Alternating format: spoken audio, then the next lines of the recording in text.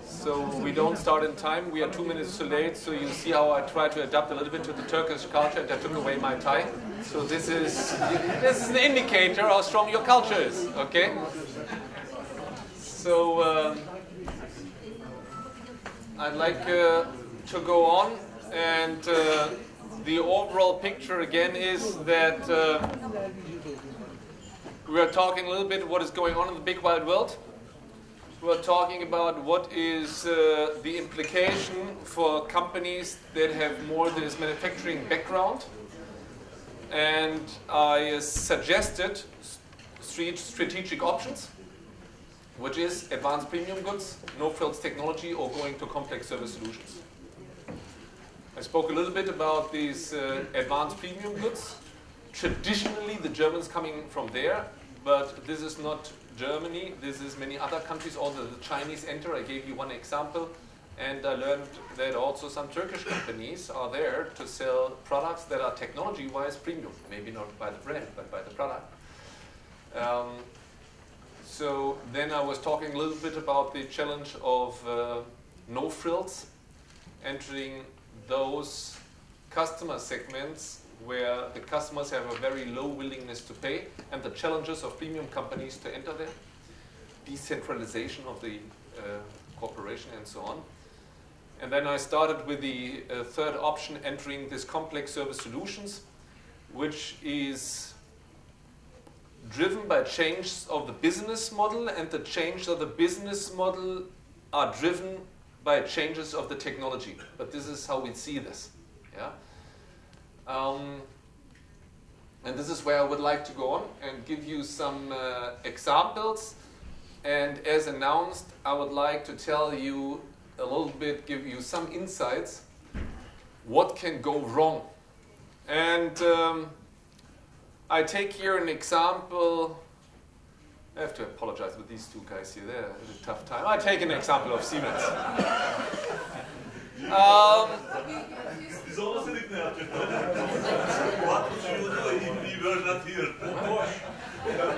I would tell much more bad things about your corporation, but my politeness is to stop it at the border. So you might know these products from hospitals. Yeah, this is where you find Siemens healthcare, computer tomographs, X-ray machines, and so on.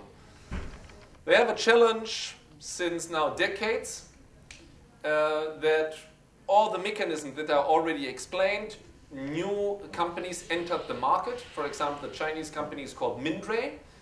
They entered the market. Now I found the first time X-ray machines of Mindray already in Germany. They entered the market, the old story. Yes, first they copied, then they reinvested in R&D and education, became better and better. And suddenly they were able to enter premium segments. This was anticipated by your board, Siemens Healthcare, to say, what should we do about this? And they started, this is the first real big experiment, I would say, of Siemens HG. This is 2002. In Siemens Healthcare, when they said, we enter complex service solutions. And based on this example, let me explain this a little bit to you. So they said, products can be copied, but if we would help our customers that are hospitals to improve the efficiency of their processes, which is much more than products, that would have impact. And this service to go there and to say, I improve the efficiency of your processes, cannot be copied so easily. And we use the knowledge that we have to give them the advices how to be more efficient. And of course, I come to this is data-driven and all this, but let me first give you some other example to better understand what is the competitive advantage here. So let me start by saying healthcare is very inefficient. Hospitals are horrible. We have a study, Harvard University Business School. In the United States, based on wrong treatment, 50,000 people die each year. This is a jumbo jet crashing each day. Okay? I've been in hospital for 6 weeks once. I had a tough motorbike accident. I got twice wrong drugs. So the nurse gives you the drug, and you said, well, yesterday this was a blue pill. Why is today red? Oh, no, sorry, that's not yours, that's yours. You're 94 years old, you don't look to the pill, you take your pill, bye-bye. So it is not effective, and the costs are too high. And we have also, by your cooperation, we have in Germany similar like in the States, and all other countries are worse. These are the two best countries, Germany and United States, with the processes in hospitals. Other countries are worse. Based on wrong treatment, you kill people. So usually these are the interfaces. Yeah? It's, for example, the interface between the doctor and the nurse. So the doctor writes on, this is the pill that this would need. Nurse cannot read the handwriting. Thinks it's a different treatment. Wrong medicine, inefficiency. Yeah? So you could say, well, we understand much more at Siemens about the processes, and we can make the treatment better and cheaper. So maybe one other example from practice.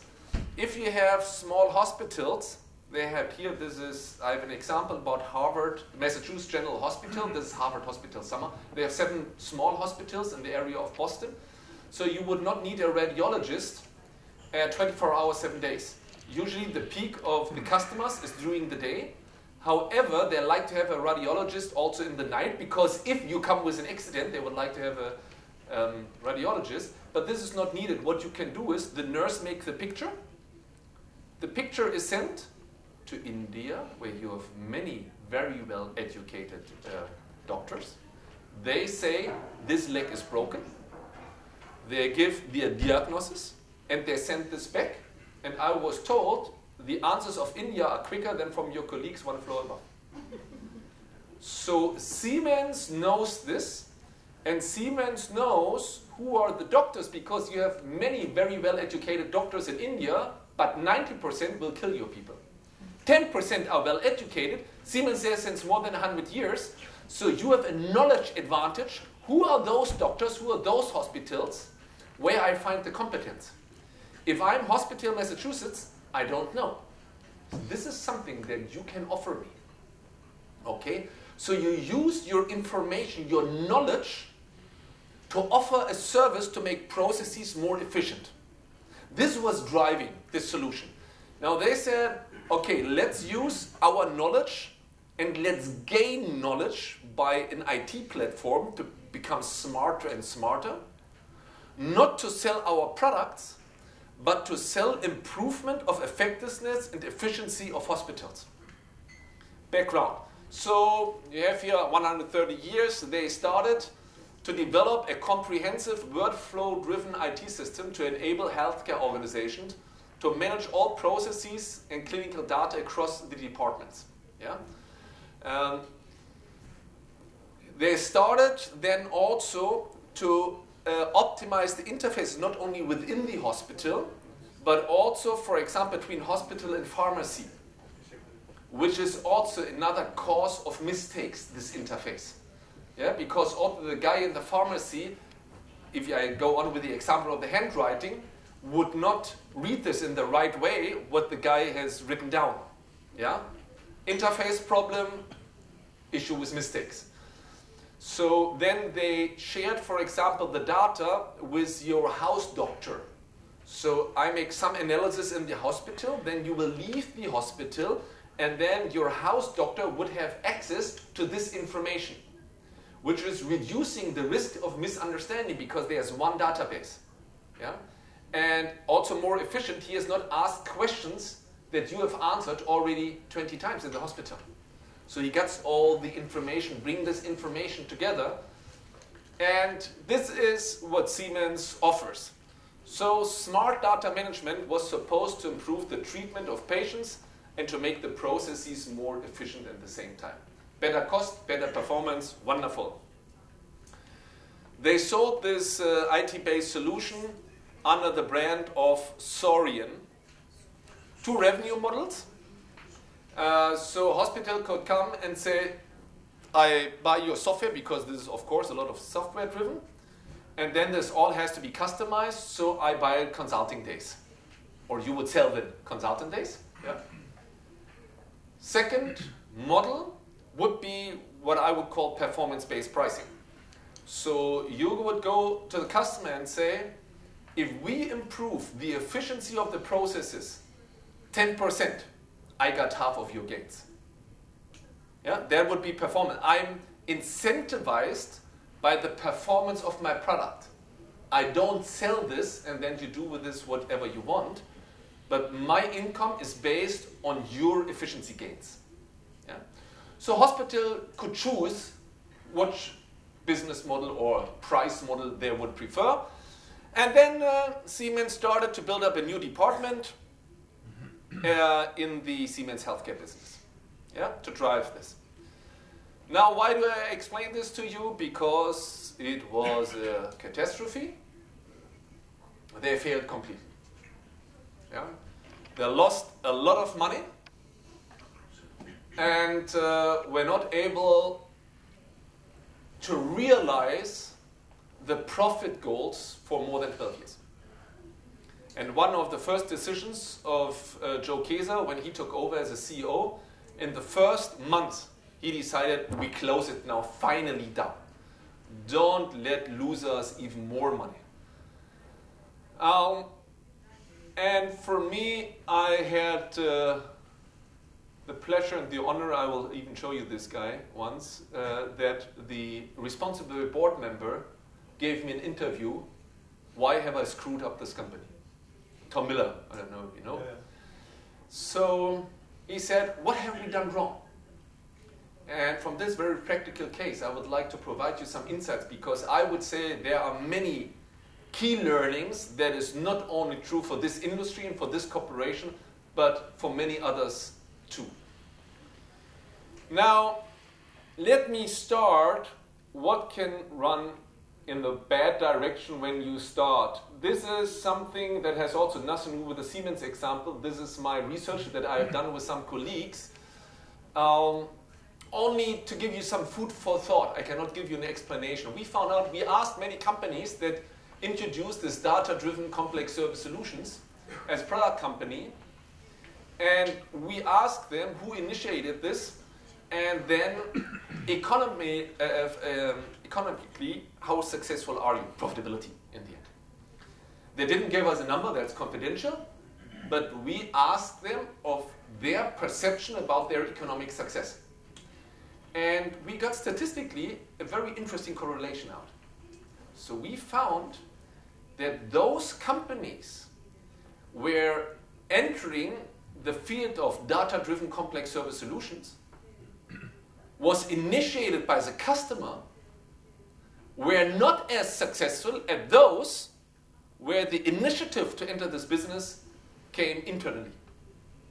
I only share this with you. I don't have an explanation at this point of time. I have a hypothesis, but I think you should start. It's very clear in our statistics. Now, my hypothesis is, if the initiatives comes by a customer, let's say I'm a bottling machine provider, and then there is Coca-Cola, yeah, which is one of the big guys in the soft drink industry, and they go to KS or Krones and say, now you interlink all the machine and we pay you by filled bottle, for example. So you need all the software, you have signed a contract, now you're under pressure. You start to do, but the more pressure you feel because you had this obligation, the more mistakes you make. This is what we know from normal psychology. This is one of the oldest curves that I know from psychology, Yerkes Dodson law. This is the performance of individuals goes up with the pressure. We all are usually very lazy. Then we got some pressure and we become better. But then is the point. If I put more and more pressure on you, you already work 12 hours. I say that's not enough. Make more. The absolute performance goes down. Not only relative per hour. No, the absolute performance goes down. You are at this peak. There's an optimum with pressure, and maximum pressure is not optimum of pressure. So then you start to do mistakes. Yeah?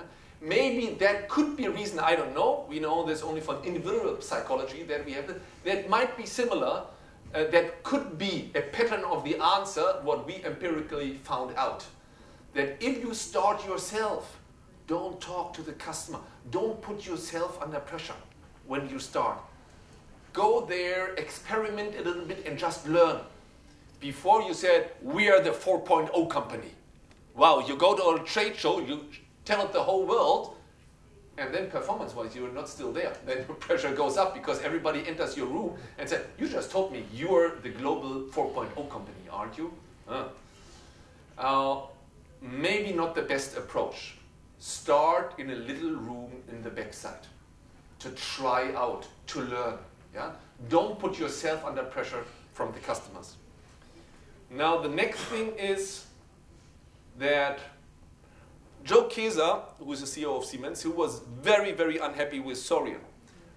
Now, happiness in life has always two factors, expectation and reality. Yeah?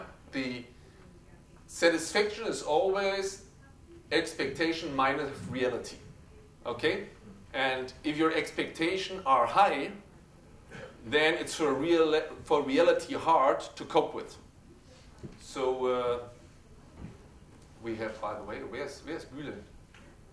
He left. Bülent is doing research about happiness. Very interesting. What is the easiest way to feel happy is if you take anything of this class, low expectation. Yeah? Make your expectation low and you're a happy guy. If you always your expectations are very high, it's very hard to get happy. Yeah? Low expectation, nice way for happiness in life. Yeah? Also, by the way, with partners. But this is another discussion. So, maybe Joe Kesa is unhappy because expectations were wrong. Not because reality was wrong, because expectation is wrong. For me, stepping back as a scientist, that's for me, there are two possibilities. Reality might be bad, or expectation might be bad for being unhappy. And I think one of the key mistakes if you enter 4.0 is wrong goal setting. Let me give one example for this, and now I take again Siemens. So the financial logic of profitability, this is good old product business. You bring on a new computer tomograph, good old product business.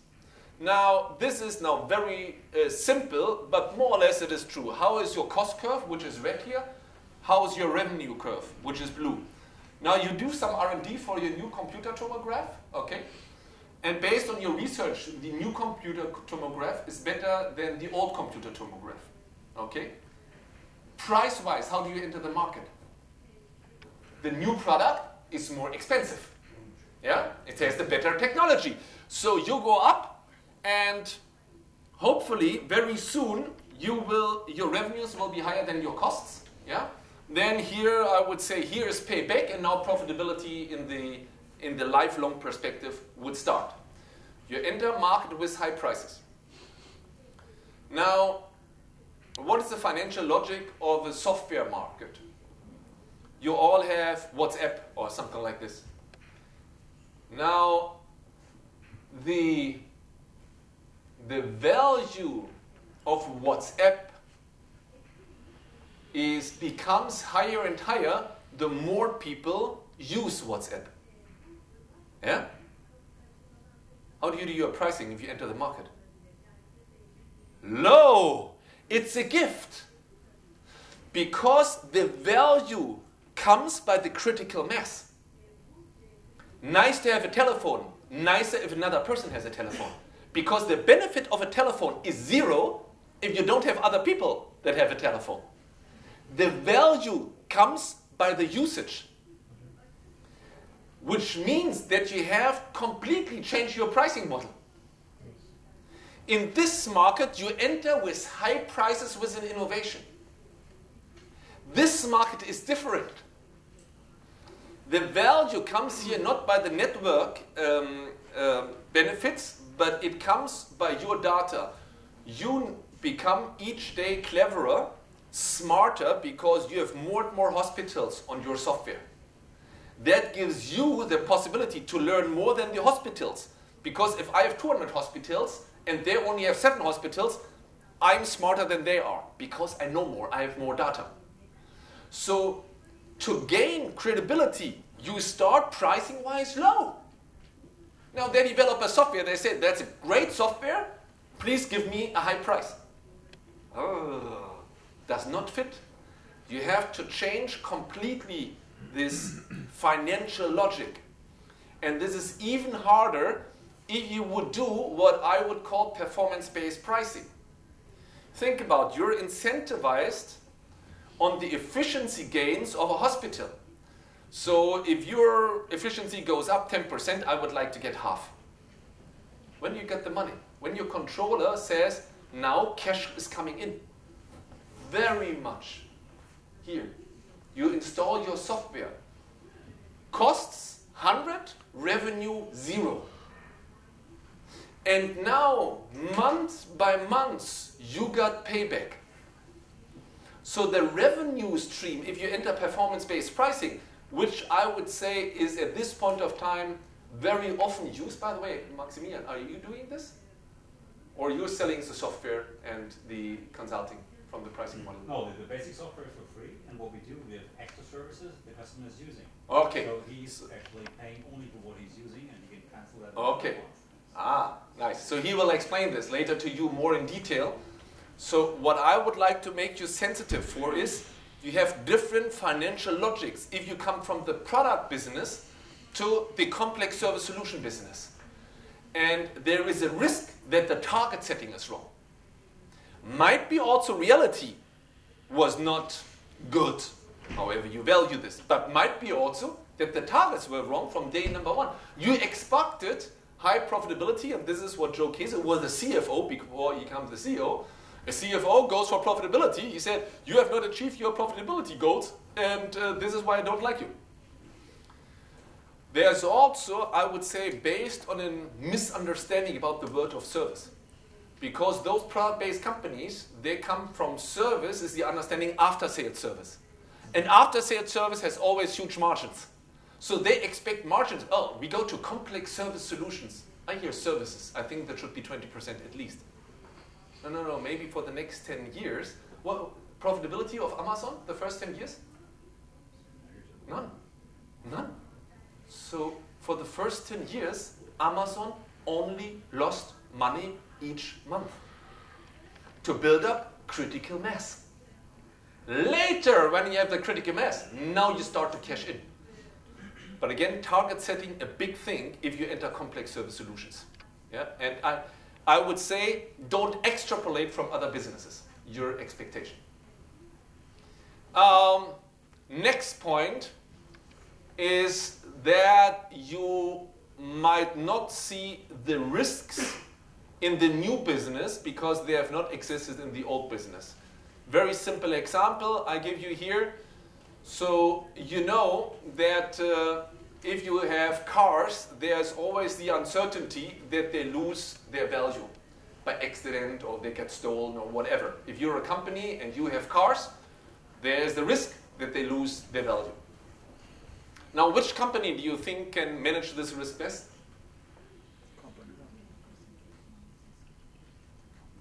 One. Other? Three. Why do you say 3? The risk is distributed. Okay, portfolio. If one, you are right, as long as the car is working, one is cool, low cost. But if this car is not working, you don't have mobility anymore. Yeah? What these guys, what is the risk here? You have more than one car, but if there's a systematic error, then all cars are down. What are they doing? They build up a portfolio. That if this model is not running well, you have many other models. So if you, somebody that rent cars, big Turkish one, I don't know, 6 national, Avis, internationally, you would always go this, always. Now this is not with our truck manufacturers. What they are doing, this is, you know, this is a very, very true, real example, okay? So truck manufacturers, what they have done in the past, they were going from selling trucks to leasing trucks. Property is changing. Assets are now with me. At least I know one big truck company, they were running exactly into this trap. They found out that the gearbox, after 400,000 kilometers, has a systematic problem with this model. They only had this one model. They have introduced leasing for their new fleet of a specific model. So far, all business model, party time, 400,000 kilometers, it's out of guarantee. Yeah? So customer has to come to the repair shop. I sell high-priced spare parts and repair services. Wonderful, party. Now, oh my gosh, these are my own cars. Assets are with me now.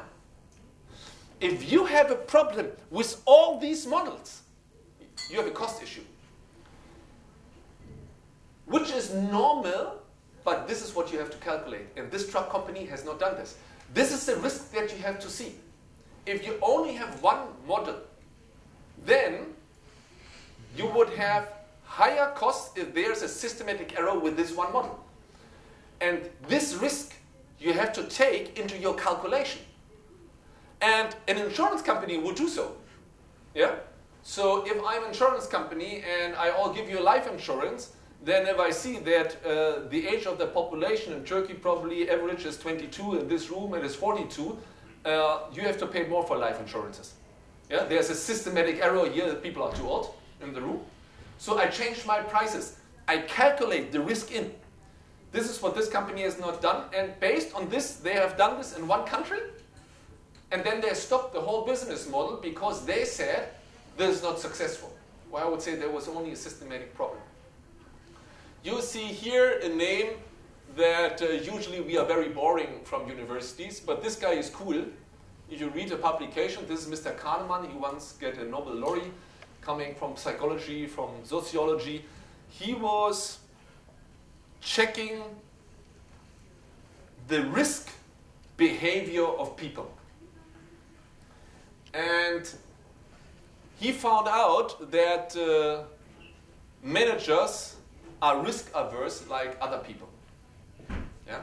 This is not logic. This is example M&As. So why managers make M&As when I can prove that more than half of M&As is destroying value and not gaining value? However they do this. Are there, question of Kahneman, are there gamblers? I don't know about your culture, but in our culture usually I think we have 3% gamblers in the population. Usually people are risk averse. If I make a bet with you, we make a coin, 50-50. Then, and I say, let's bet with 100,000 euro. Oh no, it's a normal Siemens guy.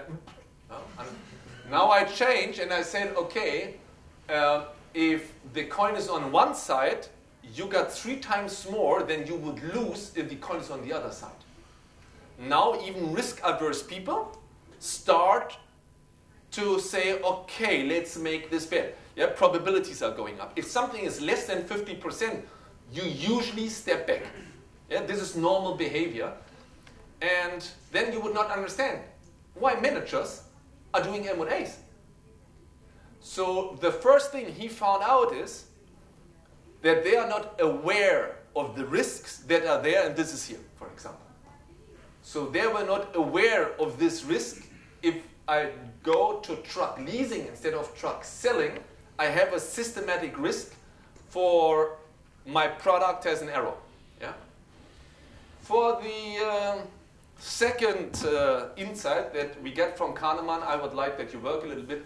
Do this together. This is a social exercise with your neighbor because I only have 40 papers. And I think there are more than 40 people in the room. So yeah, give me some more here and I will give this to the last rows. Now I ask you, please fill this out. The task is very simple. I show you this here, that everybody can prepare. I ask you questions that you don't know the answer. And stop here your Google stuff. Okay? Now, the task is, although you do not know the answer, tell me what is the scope where the right answer should be. And please answer these questions within the range of which you are 90% sure that it will cover the right result. For example, what is the distance between Haiti and Cuba? Okay? So please document this. I don't want to see this. It's not to check your education level. This is with you. It will stay with you. But please do it and you will learn something about yourself. Yeah, write this down. Document the answers. And do we have one sheet of paper more? Yeah, you have to share this with your neighbor because here the ladies don't have one. This gives a great opportunity for the young gentlemen to work together with two ladies. We want to miss it. 2 minutes and you are done. Please fill it out in 2 minutes.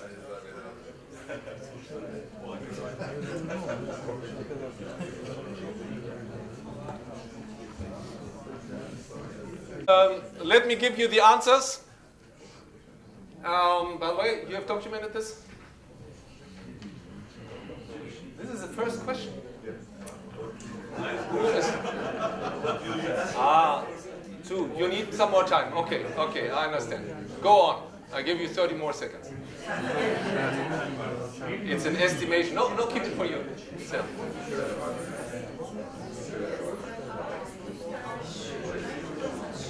Please answer this question within the range of which you are 90% sure that it covers the right result. You're 100% sure. But then please give the answer that it covers 90%. You can give us a range.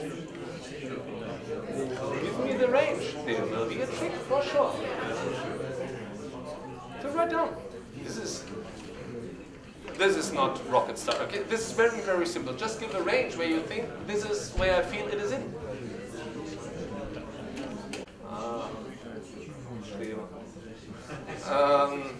Which is a bad word. Okay, wonderful. Most of you are done. Let me give you the answer.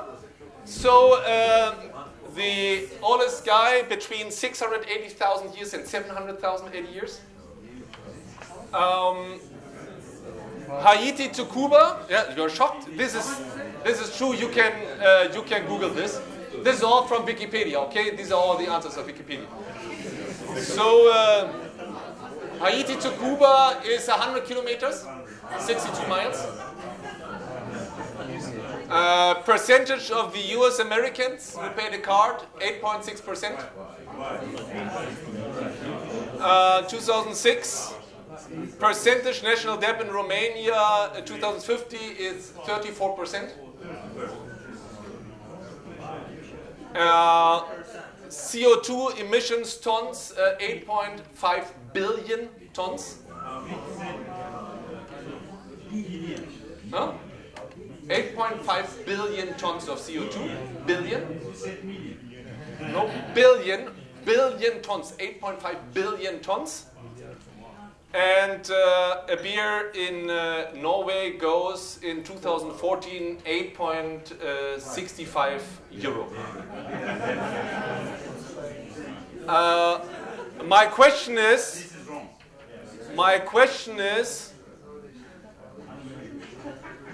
who has fulfilled this task? This was really easy task, guys. This was, I can play this with my dog at home, more or less. Give me a range. You don't know the answer between Haiti and Cuba? Write down, it's between 0 and 1 million.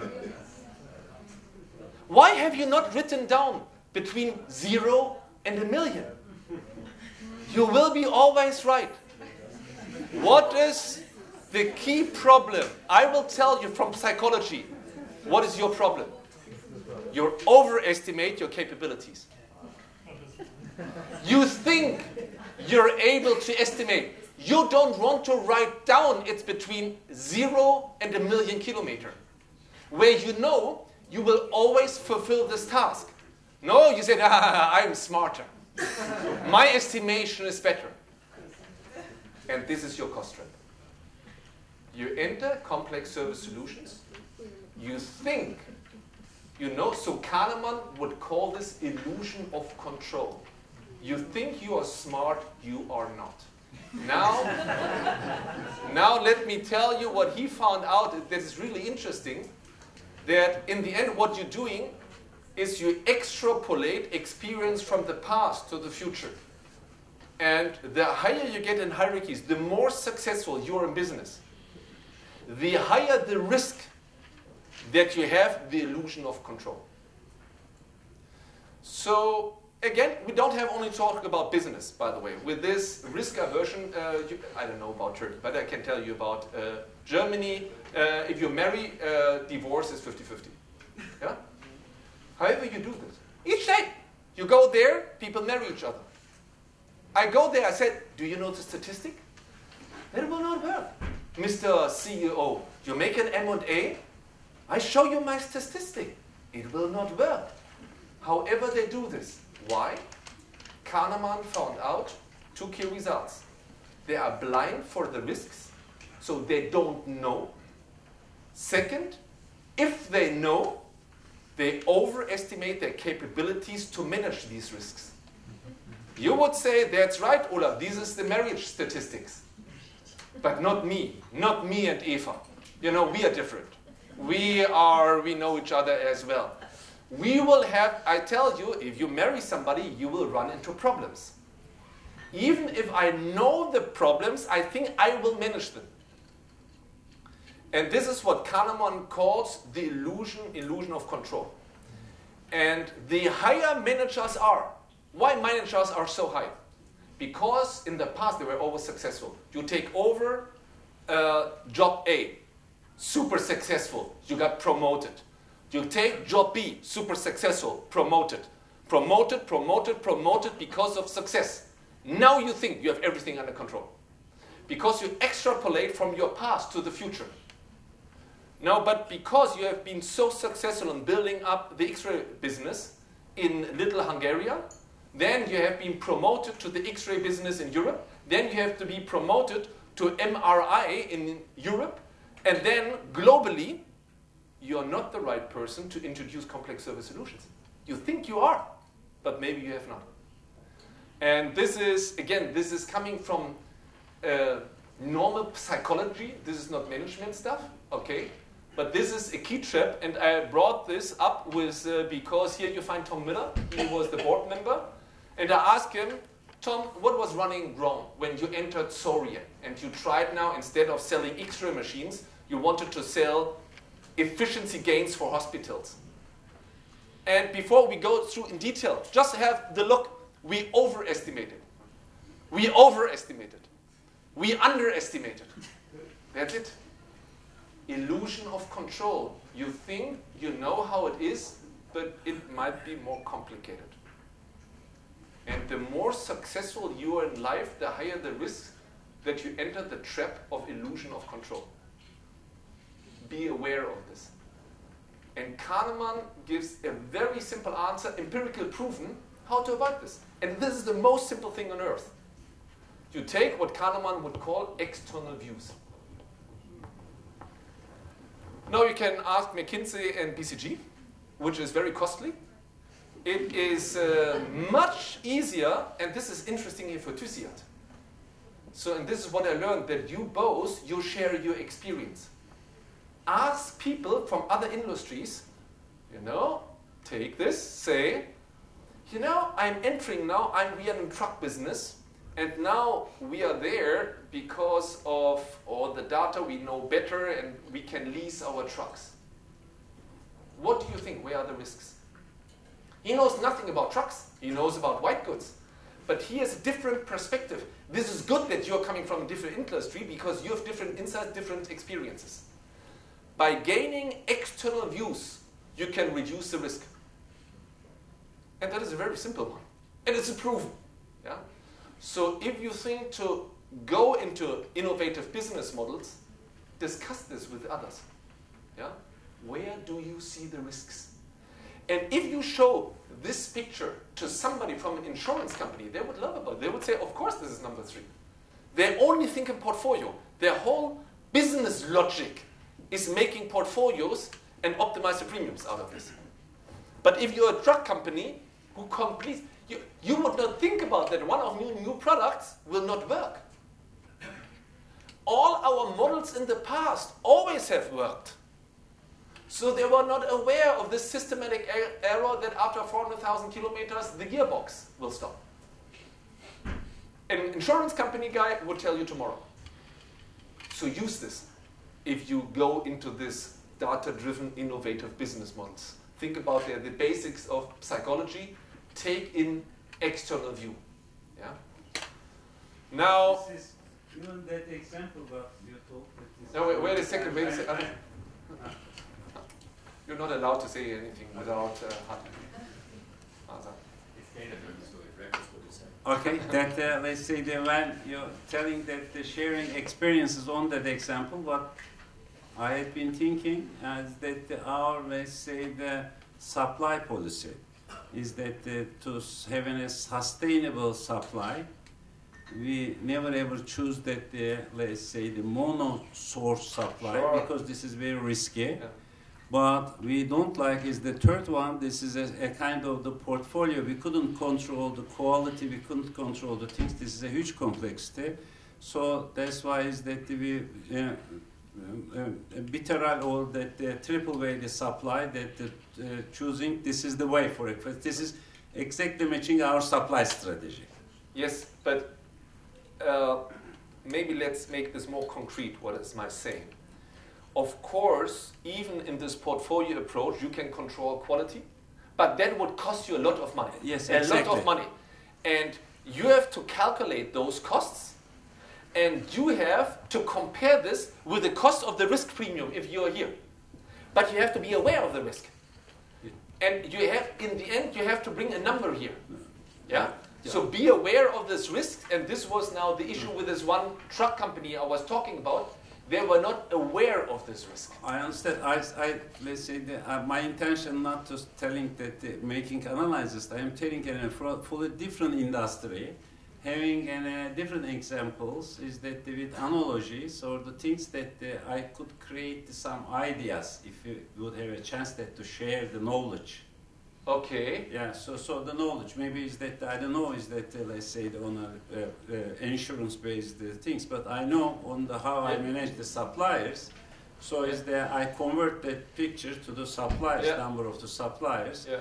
That one is so complex, time-consuming. Maybe it's that let's say too complex. Or in the end, too expensive. Too expensive. Too expensive. Is that too expensive? Yeah. One is very risky. I never ever go. If then an earthquake or something, then I will stop. So that's why I will choose is triple or the let's say the bilateral supply. Yeah, but with the earthquake was a concrete example. I think in automotive supply once because of an earthquake, other could not supply anymore. That's right.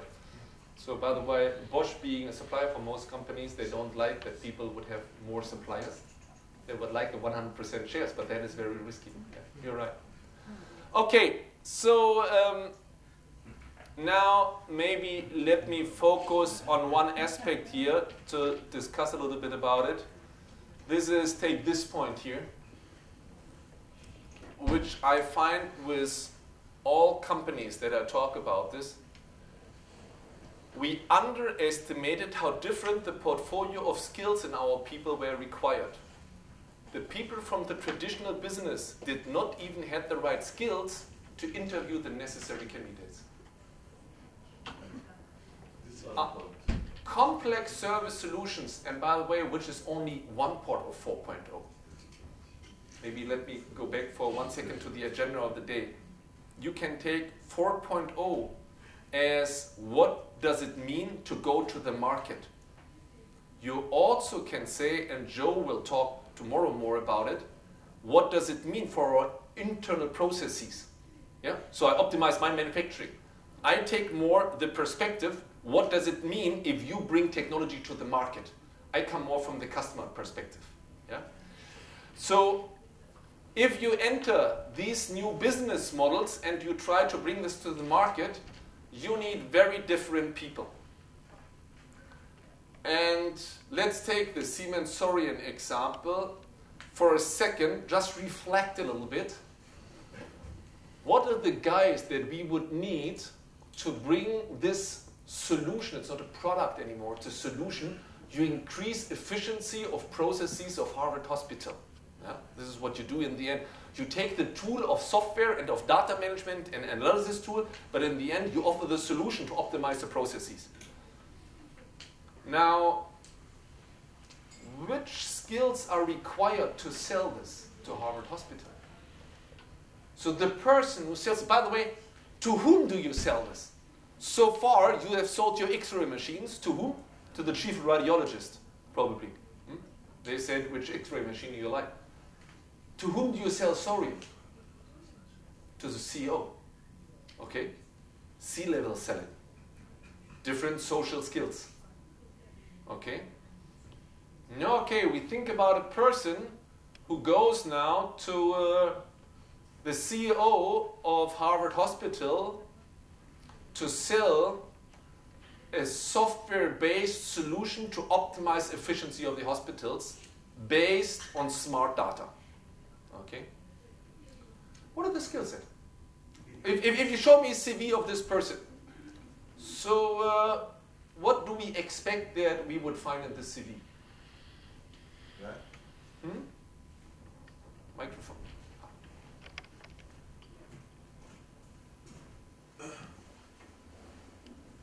This was exactly the main mistake, not the only, but the main mistake what Siemens did in the past. The skill sets was not defined. We all believe that we can sell a software as we sell a product. This was the mistake. The people, the salespeople, and also the internal processes were not redefined. And our sales guys were, which is very normal, were totally oriented to sell products, but the software selling is a totally different thing. And the second point is that if you want to speak about efficiencies, you must be very aware of the customer's processes, the domain know-how. So in such a CV, I would expect IT knowledge. IT is not bad. This is an IT-driven solution. You should better know something about IT. Exactly. And healthcare processes knowledge. You make efficiency of hospitals, so you better understand hospitals. Yes. By the way, it's cool if you're a medical doctor, that brings up some credibility, okay? You go in, you would say, I know the processes in hospitals, this is why I'm able to optimize processes. By the way, it would be cool if you know about accounting, because you have to optimize revenue and costs. So what is the share of fixed costs and variable costs and direct costs and indirect costs? So you should know about return on capital employed, because this is what you are measured on. Okay? So we need a doctor that has an MBA and is an expert in IT and knows everything about the software, is a great project manager, by the way, because this is a project, a complex project, who has a great sales orientation because he sells now to CEO of Harvard Hospital, and who would even be involved in realizing this project later. Probably there are much more. This is only the first 5 I'm thinking about. Where do you find these people? Oh, sometimes. Maybe you take a McKinsey guy, senior partner, yeah, who is a medical doctor and has done this, has done maybe even already consulting to Harvard Hospital. So he knows the processes. Yes, probably he has also an MBA. And then hopefully he knows something about IT. Maybe there are 20 individuals in the world. What is the average salary of a McKinsey partner worldwide? Worldwide McKinsey partner salary per year income? $1 million. 2 million. $2 million. $2 million. Oh, you don't want to pay them. So you don't have the right people. You would like to do a project to optimize the processes at Harvard Hospital and you come with the wrong people. Don't even hope that you will be profitable in the end. If you don't have the right people, don't do it. Don't do it. Don't do it. First, you need the right people. And this is not easy. Yeah? So would these poor guys be able to sell the salary? No, because they built up this entity, as I said, within Siemens Healthcare, not a separate company, for example. We'll talk later a little bit about it. So if you come with your RT salary list or whatever you have there, you don't find these salaries in your lists. This is not even the board. And the board would say, well, why this guy should earn more than I earn. then don't do it. That's fine. But if you start with the wrong people, I say in sales, you feel this already. I make it a little bit black and white, but the truth is always in the middle. But to provoke you again, I would say they are the good sales guys and they don't do any business. That's fine. The bad sales guys, they do business, and with this business you will lose a lot of money. A lot of money. You go to performance-based pricing, you go to Lufthansa and you are Rolls-Royce and you say, we sell now our jet engines power by the hour. Oh, cool. Lufthansa liked this. By the way, this was their suggestion. They said, that's great, so I always pay you when we are in the air, and then the interest of customer and supplier is in line. That sounds wonderful, performance-based pricing. How was last year Rolls-Royce for Lufthansa if you pay power by the hour? Not too successful because Lufthansa was not very much in the air. Why?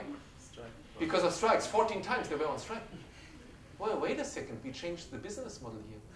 You're paid power by the hour. If they don't fly, you don't get money.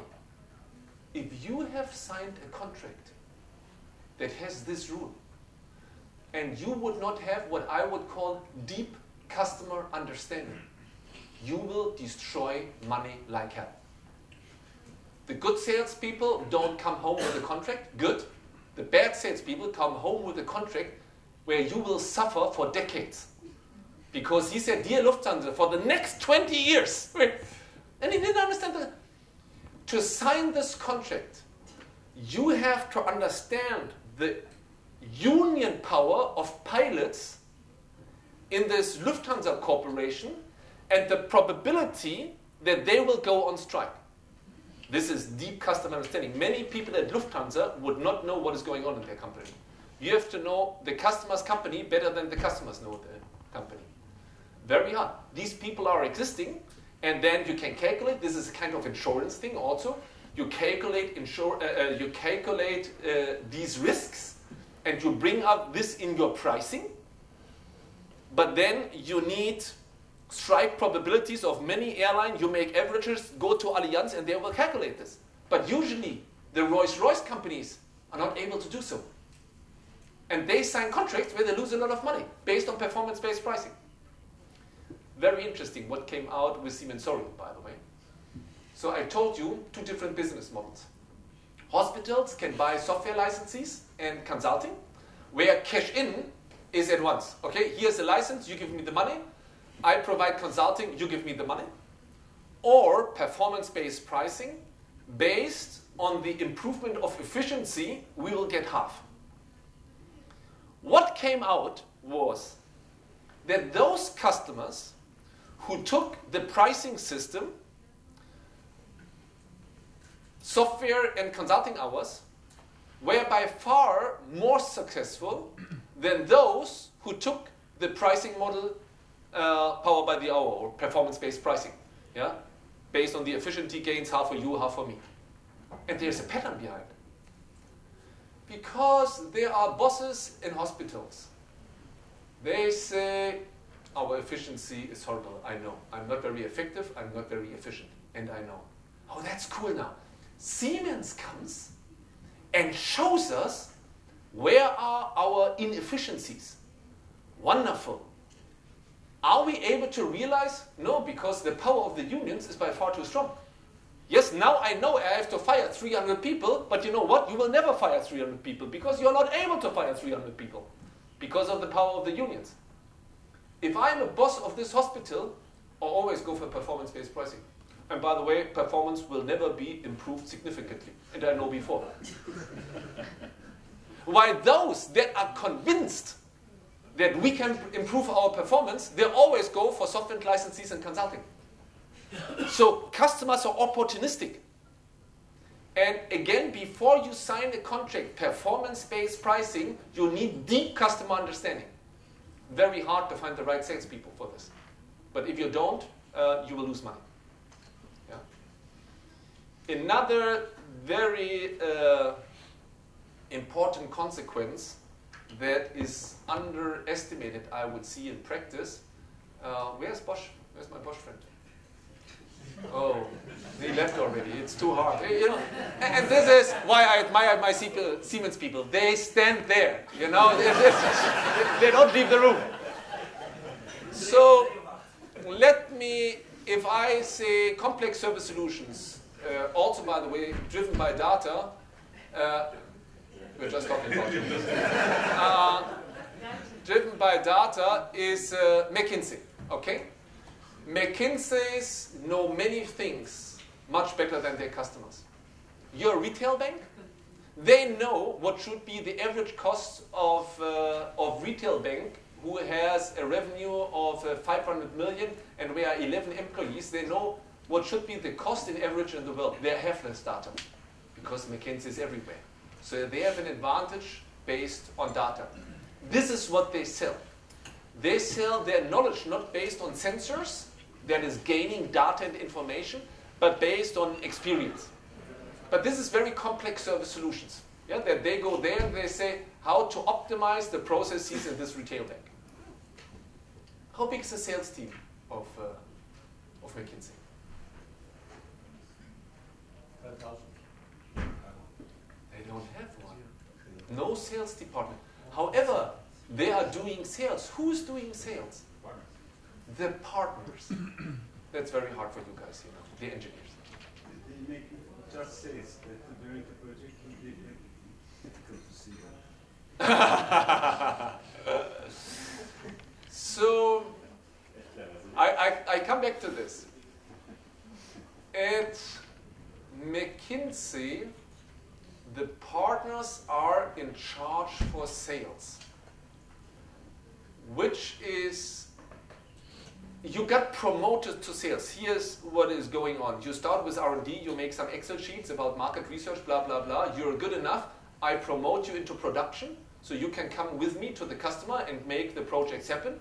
And if you do this 7-8 years very successfully, then I promote you to partner, and now you have sales responsibility and the responsibility for the delivery of the projects. I give you some young consultants, but you're in charge. Sales and delivery in one hand at McKinsey. And the highest rank is sales. Now let me explain you the logic of my Bosch friends. This is just the opposite. This is those guys coming from university with a lousy degree, they go to sales. Good degree, they go to production. The super guys go to R&D. Yeah? A degree from MIT, I invite you to be our R&D engineer. The gentleman in R&D, the man in production, the people in sales. This is technology. If you enter complex service solutions with this culture, you will fail completely. The highest rank, this is more like the McKinsey. The highest rank, you got promoted to sales because sales is C-level. You go to the boss of Harvard Hospital. I cannot take any juniors. And this guy would like to talk to a very competent lady or gentleman. I need a lot of seniority to do C-selling, yes, C-level selling.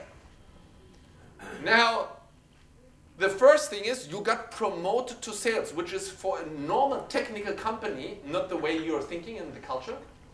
The second is the responsibility for sales and delivery is in one hand. No sales department. I'm structured based on projects. You're the boss of project ABC. You do the sales for ABC and you do the delivery of ABC. I'm coming from complex service solutions.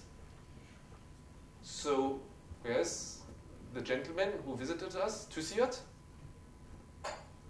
there was 3 years ago, there was a gentleman visiting us at TÜSİAD at Berlin. I've been there, we met each other. Today I'm here and by chance you have to give us money. So I'm involved in sales and I'm involved in delivery. This is complex service solutions. Not simple services. Again, you don't need this for taxi driving. I call the agency and then the taxi is coming. Sales is different party than delivery. But you use the data-driven complex service solutions to go away from simple services to advanced services. And then with your organizational structure, here our production, there's our sales. It will not work. And this is what they have not done. They sold Sorian by sales people. Not you. Sent a McKinsey consultant there, his partner, senior, yeah, with a lot of experience. Why, by the way, the customer, think about this. So you buy McKinsey, some of you buy. So you make a pitch, hey, we need some consulting. Some companies come, BCG, McKinsey, whatever. Then you would say, I think this guy was very convincing. So then you say, they will do the job. And what will happen if this partner who has presented to you and has shown to you that in the Turkish brewery industry, he would be a real expert. He knows all companies in the Turkish brewery industry. You're a brewery company. So you said, this guy is really convincing. This is the competence that I would need. And yes, he knows something about IT and all this. So this is why I give this job to, I don't know, McKinsey. And then this guy would say, okay, I was a sales guy. Now delivery, I go to my next customer to do sales again. Customer will not accept. They say, you are the reason why I bought it. You have to stay here. This was my decision. So sales and delivery has to be responsibility-wise in one hand. No more sales department, nowhere delivery department. However, I know that you still do this. Because I would say your services then are still not complex enough. However, you try to do C-level selling. It depends very much on the digital factory, what is the level where you are.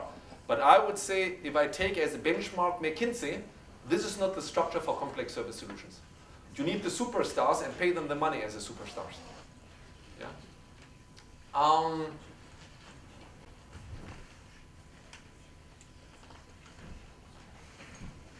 Oh, maybe one more aspect also to those superstars. What does it mean for marketing communication? In marketing communication, if you enter this kind of businesses, again, you would use the data-driven new technology to enter new business models. Your marketing communication is not so much about the results that you produce, about your products. It's about your resources. At this point of time, manufacturing companies, they want to talk about their products. Oh, I produce trucks. I go to a trade show and they show my truck. See this super truck. How much is McKinsey talking about their products? Not. Usually you're not allowed to talk about your products because the board does not want to confess that whole strategy is coming from McKinsey. So you cannot talk about your products. And the products are so individualized that you cannot talk about it. About what are you talking about if you're McKinsey? About people. We have the best people. We have the best people. We have the best people. By the way, we have the best people. We have the best people. I say this so often that you start to believe in this. Your marketing communication has your resources in the focus, not your products.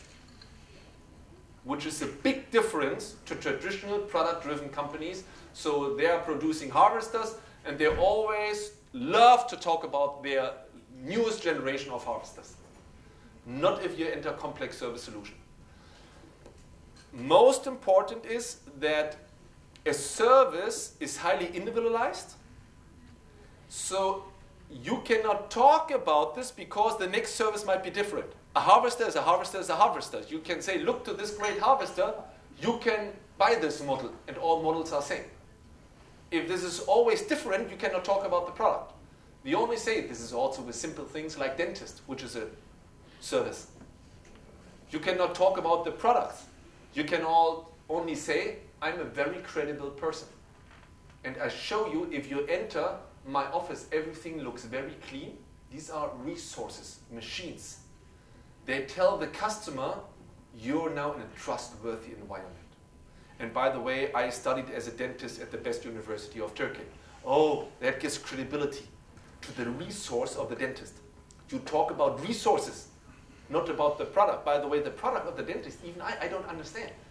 If he tells me what kind of material he will fill in there, I just trust. Said, you will do this in the right way. I give you some insights about the skill set, but let me come here to the next point, which is also, I would say, underestimated by product companies if they enter complex service solutions. Service solutions always need, we would say in our strange language from universities, co-creation of customer and supplier. So I have this product. Olaf Plötner is now working with this good. I would call it a good, okay? I was not involved in the production of this good at all. Somewhere in Korea, somebody produced this pointer. Olaf Plötner not involved at all. Very different to services. All services in the world. So this is good. Services, dentist, hairdresser, and then we come to Sorry. Service is always a co-creation from customer and supplier. That would mean the customer has to be integrated in the production process. So if you go to the hairdresser and you always shake your head, even the best hairdresser in the world cannot make a good job. The customer is not well integrated in the production process. So what you have to make sure, if you go from pure goods selling to selling complex services, that you need a capability to integrate the customer in this production process. Very, very difficult. Take my example of Siemens Sorry. You go there and you would like to improve the efficiency of the hospital. The first thing is what you have to do is you have to know the status. You only can improve a process if you know how the process is done right now. So how many people do you have? What are the processes? What are steps A, B, C? I first need to make an analysis to later tell where are the improvements. Now you go to the chief radiologist of Harvard Hospital. You said, I'm coming from Siemens Sorian. I'm here to improve your processes. Is this person happy? Oh. So what? Who are you? So do you think my department is inefficient? I think this is great that Siemens is here because all the other departments, they are all idiots. So go there and make the processes better. But of course, my department, I would never agree that in my department is inefficiency. No, but I would like to check this. Now give me all your data. But here she does not want to give you all the data. But if you get wrong data, garbage in, garbage out. So they start to give you wrong data. But then you cannot do your job.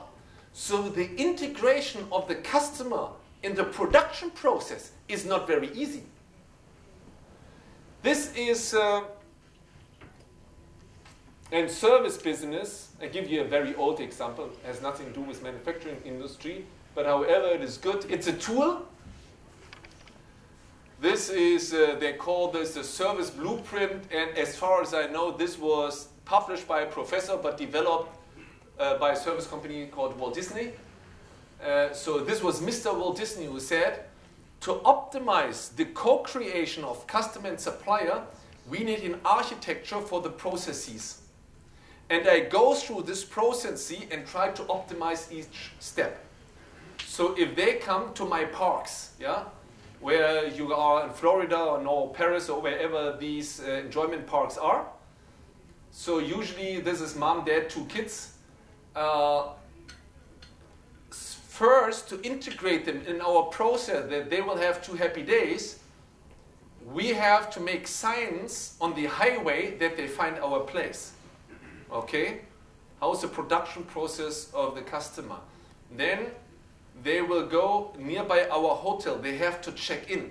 Let's think about what is now the process. Usually the kids are crying. They are sitting in the car since 2 hours. They don't like this. So mom and dad have to check in where are the passports. So to optimize the process and to optimize the co-creation between customer and supplier, we have to take care of the kids. So in all reception areas, there will be people that take care for the kids of our guests, because otherwise that's a problem.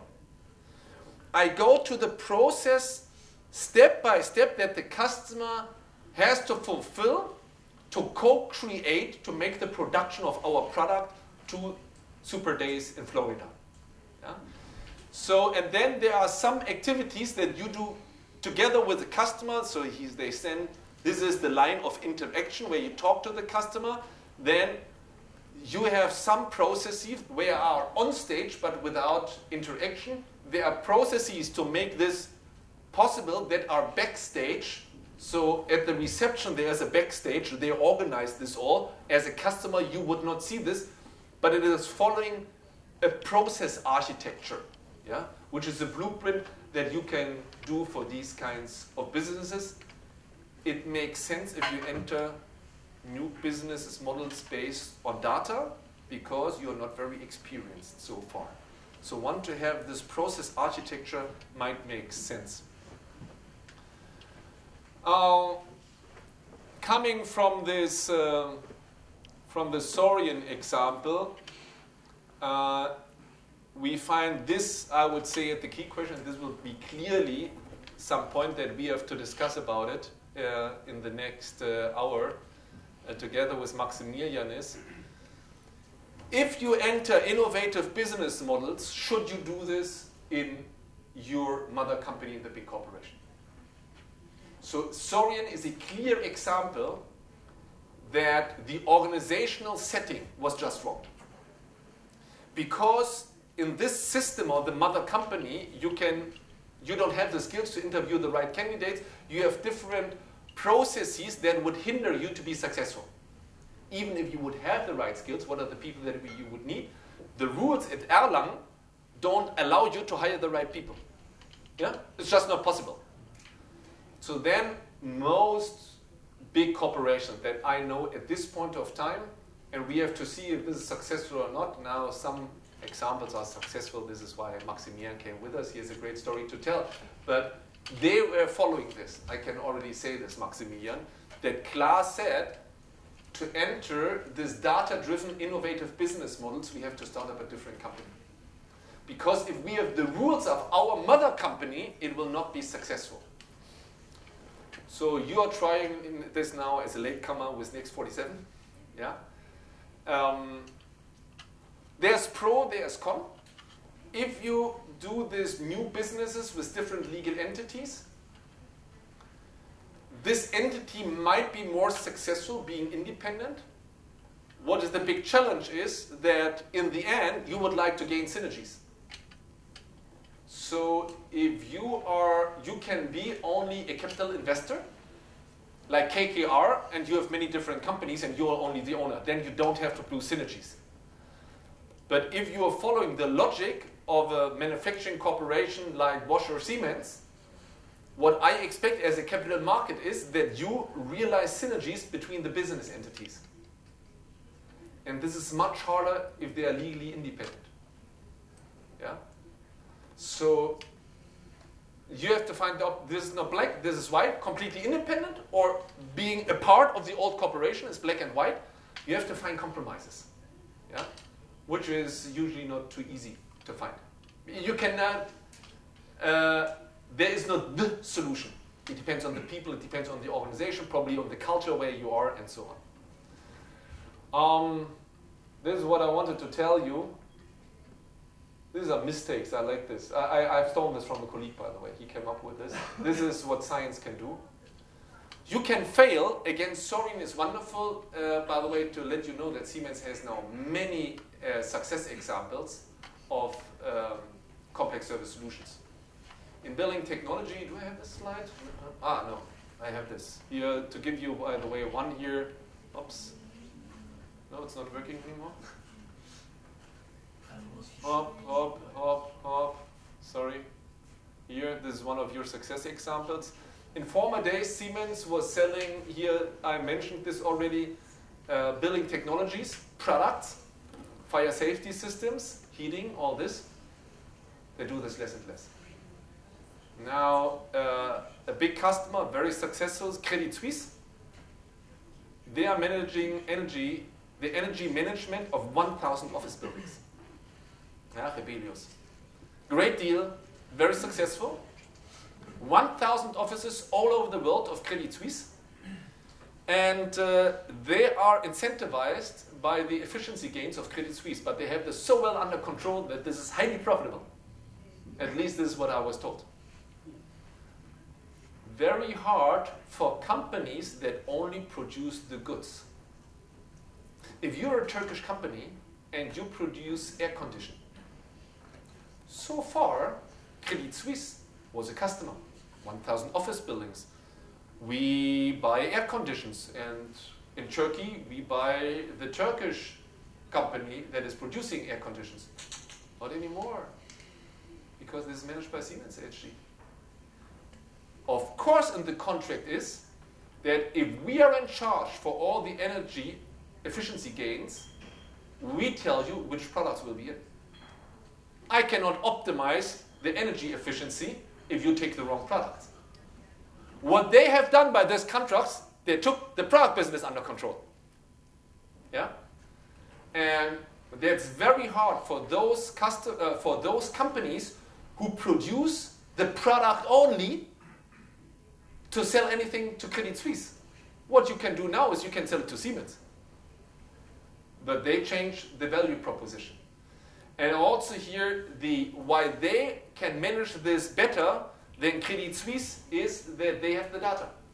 They know better how to optimize energy consumptions in building based on all the data worldwide. As a bank, as Credit Suisse, you don't know as good.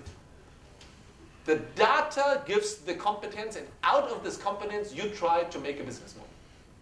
Yeah. So this is not only that Siemens under pressure is, but this you see that Siemens puts goods companies under pressure. Yeah. And we have this in this market strongly, that they attack medium companies to take over their business. I would like to stop here a little bit and give you this here. Yeah, maybe this is why I am here, why you invited university. This is what we have to do as university. You can fail. Siemens has failed completely with Sorian, I would say. It destroyed a lot of money. We are talking billions. So what? This is a rich company. The only thing what I expect you learn out of this.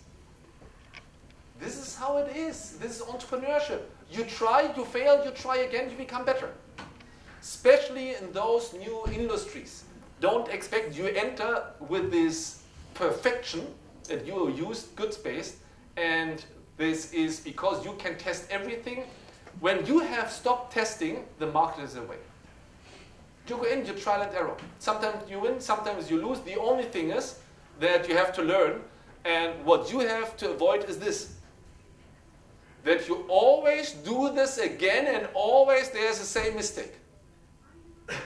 This is why you bring in your university in, yeah? That you try to find out the systematic errors, yeah? Which is a kind of research project that you can do. Yeah? Here I have some more cost traps. I don't know, is Bülent there? I wrote a paper about this. I'm happy to share this with everybody in the room. These are 25 pages. What are the cost traps? And many aspects that I have mentioned here you would find in the paper. We can send this to you electronically if you are interested. Just let me know. Last thing is, this is typical professor. We know everything better. This is why we became professors. Of course, we can do nothing. Because then we would not be professors. We would like to, if we would know how to make things better.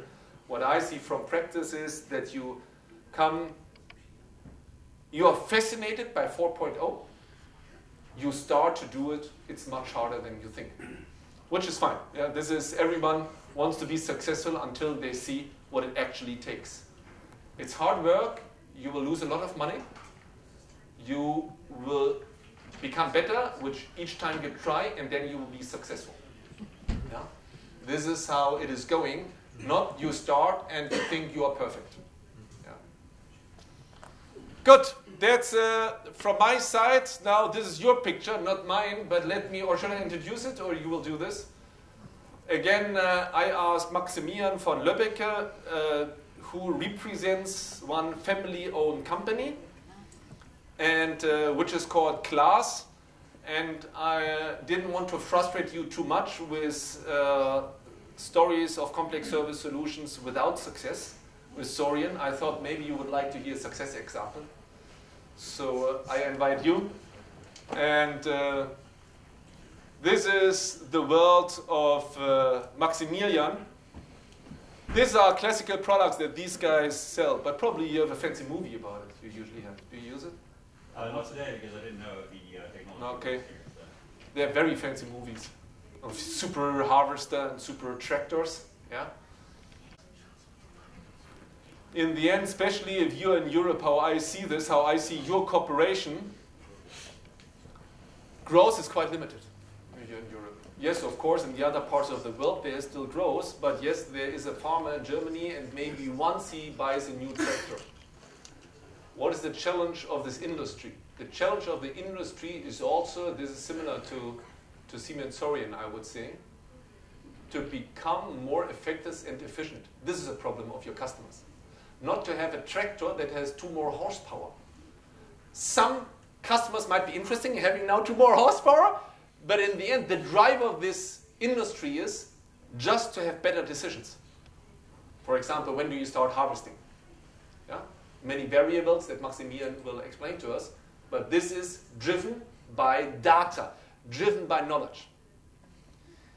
And what they decided is that they started this company here, Farnet 365.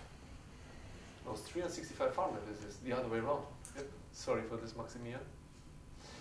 Which is a corporation who takes care for this here.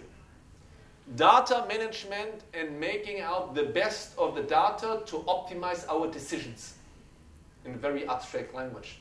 To optimize the usage of our resources and our decisions. And Maximilian is the boss of this corporation, who is again a part of class, who is usually producing these traditional products. And by the way, it's a little bit risky, you know, with these, as you are also with these entrepreneurs, or even in the publication. I took him as a success example, and I'm very nervous because if he goes bankrupt tomorrow, my whole book, I have to rewrite my book. So I hope very much that Maximilian has not been successful in the future, in the past, but will be also successful in the future, Maximilian. But this is one of the success stories of a mid-sized companies who used modern technology.